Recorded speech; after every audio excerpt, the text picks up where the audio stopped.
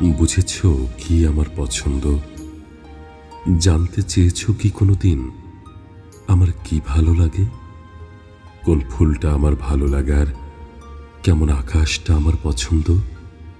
নীল আকাশ নাকি কালো মেঘ? রেখেছ কি কখনো ভুল করে আমার মনের খবর?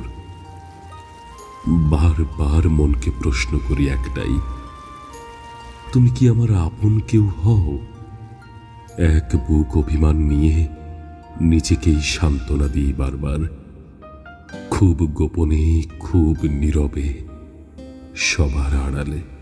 কখনো কি প্রশ্ন করেছ আমার আমার কি জ্যোৎস্না ভালো লাগে নাকি অমাবস্যার অন্ধকার রাত? তোমার রবীন্দ্রনাথ ভালো লাগে আমি জানি।